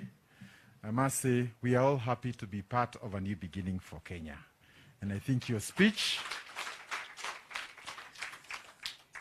was rich on forgiveness, reaching out to each other, and unity for the nation. That is what we want to hear. So I want to thank you, and once again, allow me just to say two issues. Due to COVID, we would have preferred to meet everybody probably in Afraha, and because we have to go by the current restrictions, it was not possible. I know it won't make everybody happy, but it is what we have to do to survive in these particular times. Secondly, I also wish to take this opportunity to request that we lost one of our senators yesterday. Senator Prengei perished in a road accident here in Nakuru.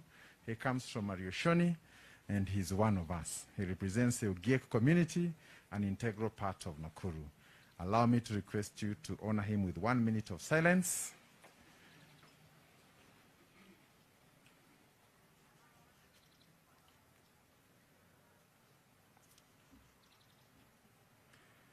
Thank you.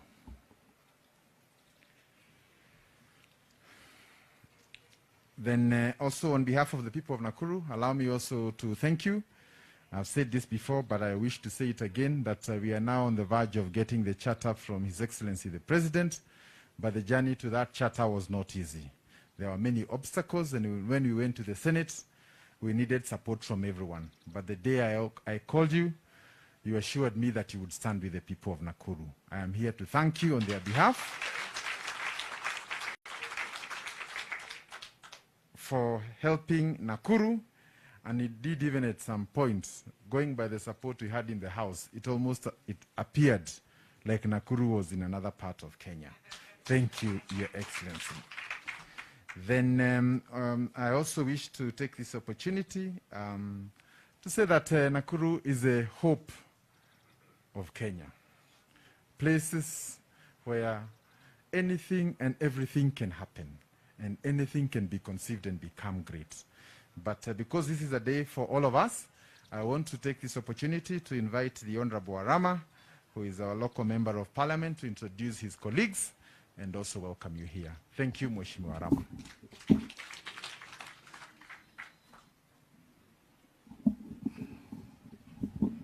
Thank you so much, Your Excellency, for giving me this chance. The former Prime Minister and everyone wale wamefika hapa na wasalimu amjambo. Amjambo ni salamia. Mbona leo siku hii ni siku muhimu sana kwetu, kwa sababu tuko na Prime Minister hapa. Mnajua wakati hiyo mbeleni watu ya Jubilee na watu ya ODM wangekuwa wanakaa pamoja vile tuko hapa, si ni kweli? Lakini si leo tuko na furaha sana. So Your Excellency, the Prime Minister, sisi hapa Nakuru tunaunga mkono maneno ya PPI na maneno ya handshake. Ama namna gani watu ya Nakuru? Si mnaunga hiyo?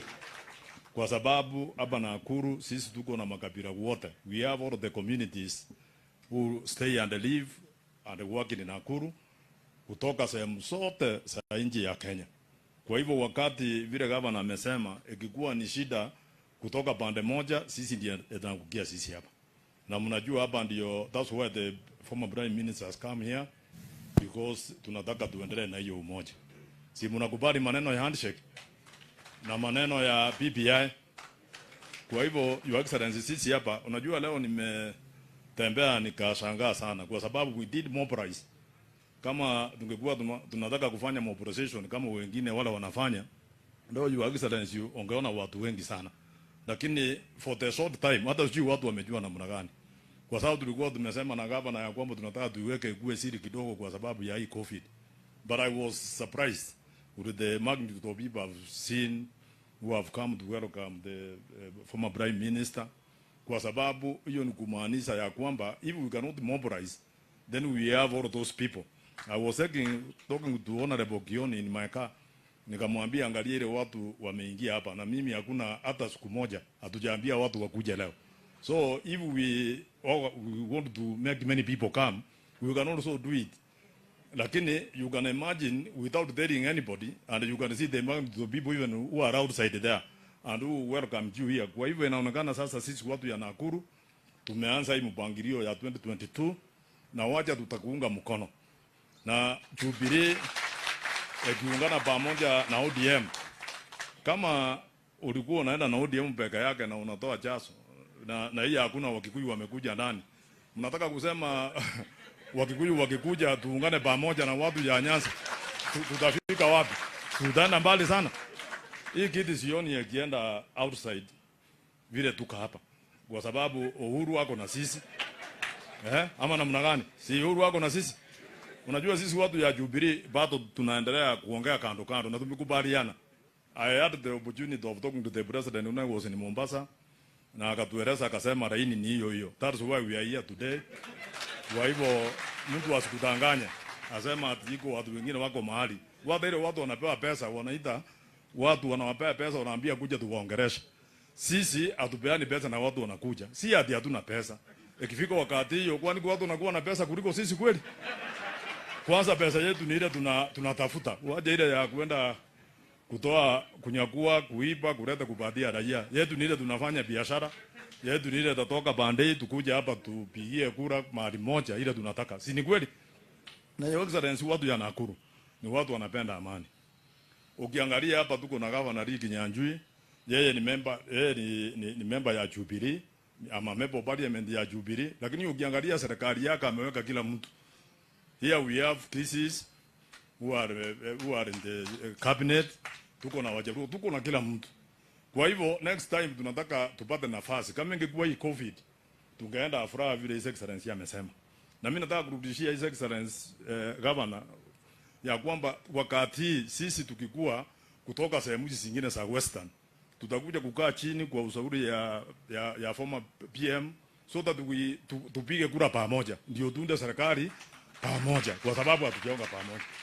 Kwa hiyo majaji naona Junedi anasimama, unajua ni mdosi yangu. Ni mdosi yangu, unajua sasa anakuja ananiambia anaseleta shida. Yeye unajua ni whip. Anaseleta shida bunge. Waje niwaachie hapo. Karibu sana. Na naona amesema niendelee. Unajua mimi ni mtu unafuata. Akisema endelea unaendelea kidogo.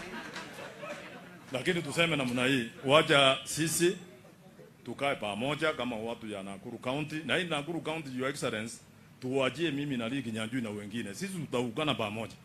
Na this time round we are going to form a government from Nakuru County under the leadership of our governor, kwa sababu sisi sote tutapigia kura na atarudi kwa sababu amefanya kazi nzuri. Asante sana, Mungu awabariki. Thank you so much.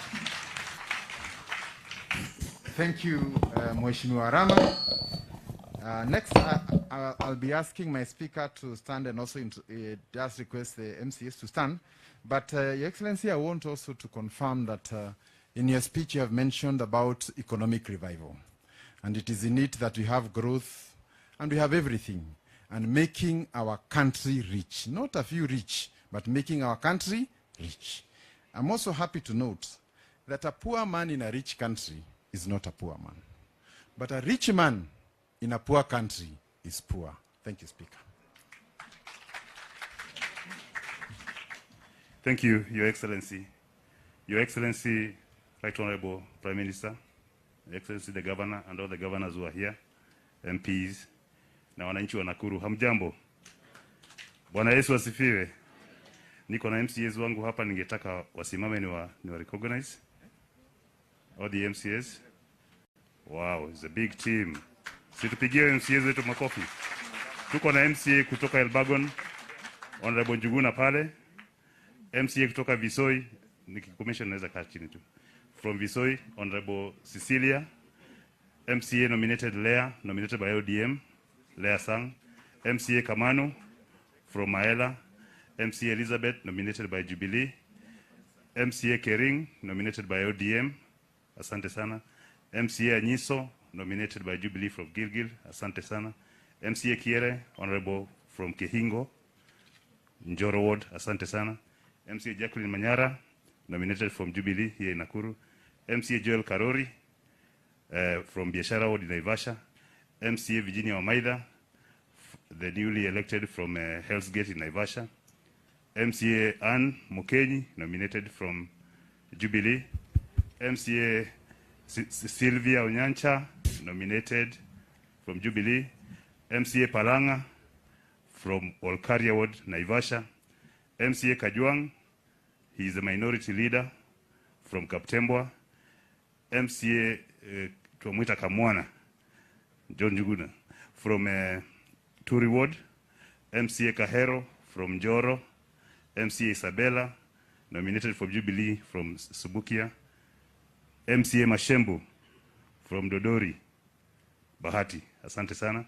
MCA Jen Ngugi from Gilgil, asanteni sana. That is the kind of love they are showing you, Your Excellency. Oh, MCA Wilbur Amara from Kivumbini Ward, Nakuru Town East. Kuna mwingine nimewacha? Asante. Your Excellency, nitasema tu neno moja. When you talk about peace and unity to the people of Nakuru, you have touched their hearts. Watu wa Nakuru tunataka amani na umoja. That is what we need, because you cannot have an economy that is thriving without peace. We cannot educate our children without peace. We cannot even have stable families without peace and unity. So kwa hayo nasema karibu sana, Your Excellency, Right Honorable. We shall walk this journey of uniting Kenya together. We shall support you, because that is the agenda that is here for the people of Nakuru. You have touched the agenda of the people of Nakuru. Asante sana. I don't want to take much time. I want to return this one to the governor. Thank you very much, and God bless you. Thank you, Speaker. Together with our MCAs, and as we have always said, devolution is the answer to many of our problems. And again, we salute you for support for devolution, because in it, a lot of our problems can be solved. Allow me to call one of your long-term friends, Faris Chege, the first mayor of Naivasha, who is also here to represent that region. Thank you, and in the interest of time, maybe just 2 minutes each, and then we wind up. Karibu. Thank you very much, Your Honorable, Right Honorable Prime Minister, Your Excellency the Governor. My name is Faris Chege, and I'm the first mayor of Naivasha. Maybe I'll talk very little because I have a burden. My son-in-law, I lost my son-in-law last week on Saturday, but I was strong to come together with my friends, because the governor is my friend, you know that. I have another friend of mine, Peter Kenneth, who is a long-serving friend of mine, and I served this county of Nakuru for 20 years as a councillor in Naivasha, from 82 to 2002. And the time of 10 years, I was a member for KANU, Baba na Mama, and I served together with Kariuki Chotara in Naivasha. And after that, 1992, the multipartyism came, and I joined Ford Kenya. I stayed there with Baba's father, and Wamala wa Kijana, and even his father was coming to my place where I was being elected in Ford Kenya, and I became the mayor of Naivasha in 1993. So I proceeded, and then when we tried to put our Right Honorable as the chairman of our party, Ford Kenya, scenarios came from other sides, and we decided to quit, and he formed Tinga Tinga, NDP. And I joined him with Gishoro. Gishoro is here. Can you stand, Mr. Gishoro? He was my chairman in Nakuru, and we made it. Because when he retired to Fort Kenya, he became the chairman of our party, NDP. And he resigned in Kibera, and we went and then re-elected him back again. And that one minor commander can tell it is true. And we were very badly pushed by Mr. Who? That man in Kibera that time. Who? Amayo, yeah. But he won.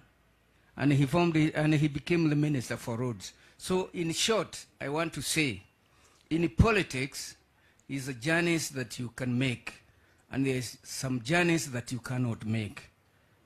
Because when 2007, I was a retired general in Naivasha, and we were receiving people from wherever they came. And when I required to go to America, I was denied the visa because of that war of 2007. And I didn't participate anywhere in that war. So I say, a journey is to see who is a good leader. We must observe. And I can witness today here, and I'm on the witness. If I was elected for 20 years in Naivasha, I was being elected by the Luo community in my ward. And when I left, I was telling my Kikuyu people, when I leave this party, I would just recommend a Luo man to go another 20 years. And when I left, Oriama was elected. He was a Luo. And up to now, none Kikuyu has been elected that seat. Where is Baranga? MCA there. He came after Oleama. Good. And up to now, he's the MCA for the third time. Are you not in the third time? So when you hear our president to say, have a change to unite our nation. He is right. He is not getting lost. You can have this history of this Kenya, and you shall all support Baba here, because he has done a lot. And when our people hated us, I, Ginyo, Gichoro, and others, they thought we were blind to know where to go. But we knew that one day Kenya will become one. Thank you very much for that short invitation. So, Mr. Governor, I'm very happy and very thankful to have given me this chance to introduce myself. Thank you very much. Thank you. Thank you, our first mayor from Naivasha. Lastly, I had been requested by the elders from Nakuru to invite Mzee Maigwa to speak on their behalf. Is Maigwa here? Oh, Mr. Maigwa, just 2 minutes in the interest of time, tafadhali. Mr. Maigwa, welcome. Thank you very much. Yeah, my name is Maigwa Karibia.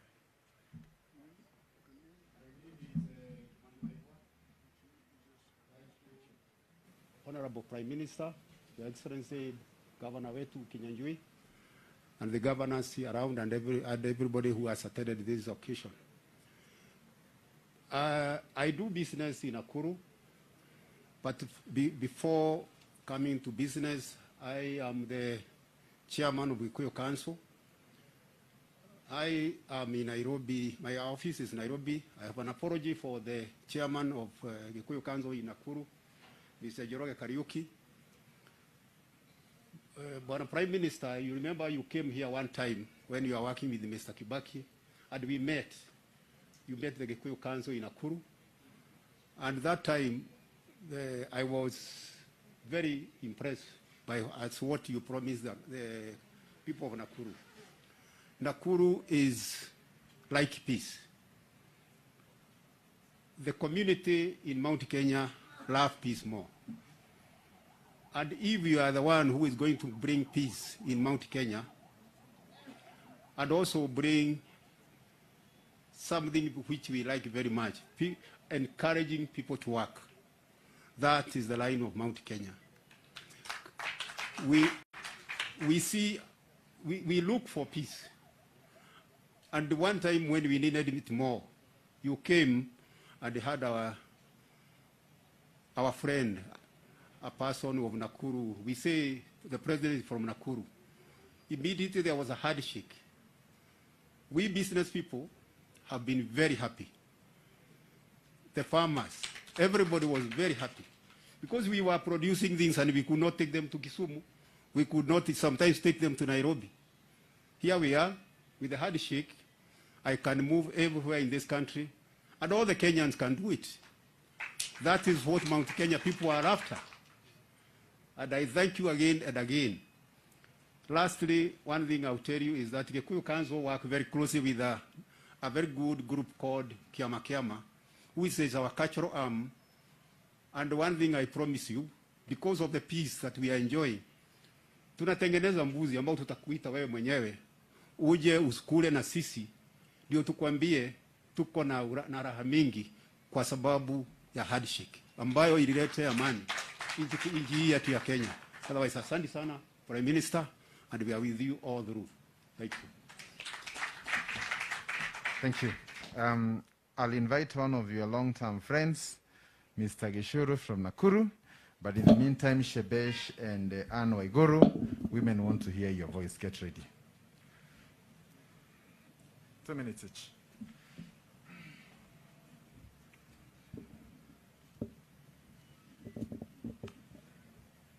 Right, Honorable Prime Minister, Jacom, Baba, sisi tuko na furaha kubwa kwa wewe kuja kuanza hiyo mwanzo mpya wa Kenya, Nakuru.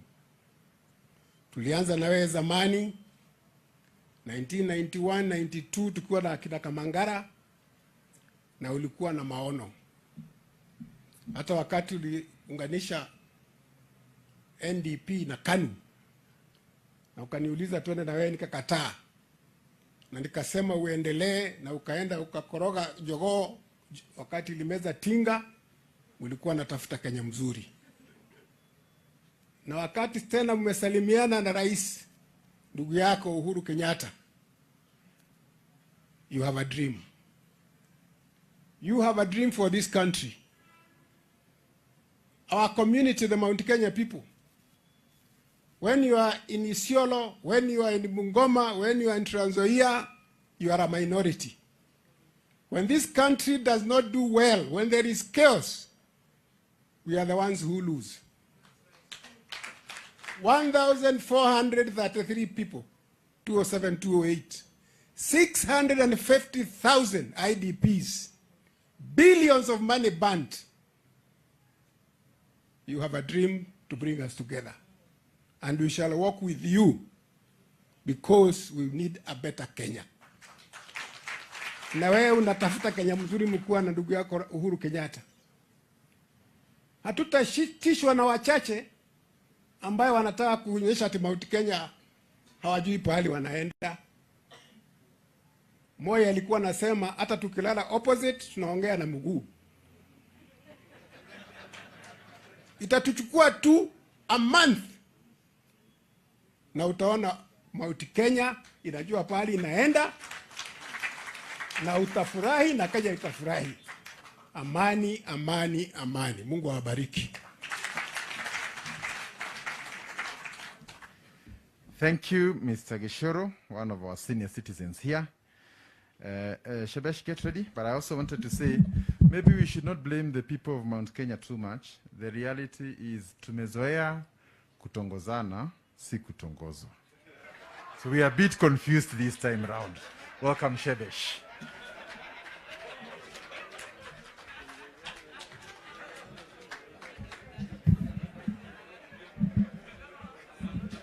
Thank you. Your Excellency, the Right Honorable Raila Odinga, Governor Lee, thank you for saying women want to hear our voice, but I think men also want to hear our voice. I just want to say that for some of us, the struggle has been real. The struggle has been real because we have been put in situations all our lives, to free Kenyans from this tribal enclave that we are in. And we have said, let's stop hiding our heads in the sand. It is true that we still look at each other as tribes. But with this new journey, inawezekana. And so let me say on behalf of the women of Kenya, we have always had trust in you, Your Excellency. Even if we went to vote for Uhuru, which we did, we always have known that you fight for the rights of women.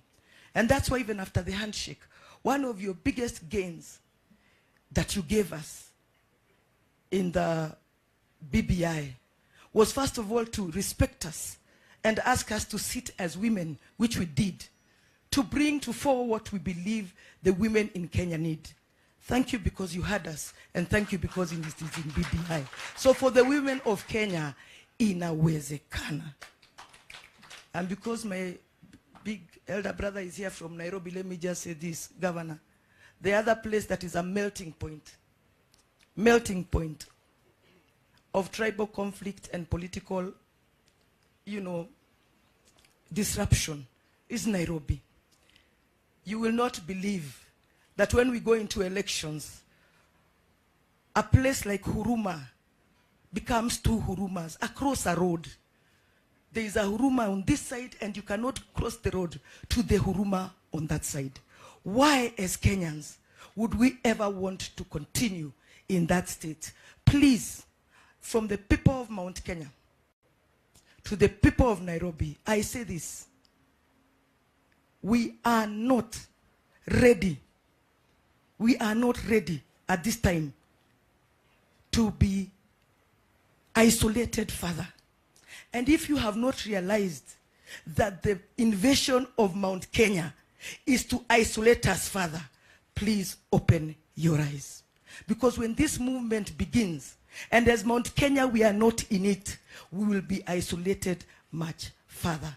Let's open our eyes because inawezekana. Asanteni. Asante. We have Mheshimiwa Maina Kamanda kutoka Nairobi. Kindly, let's hear the Nairobi voice. Thank you.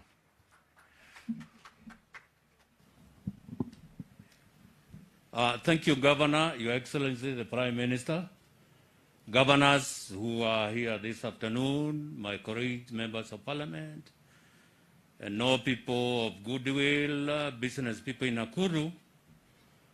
Your Excellency, as Chebet has said,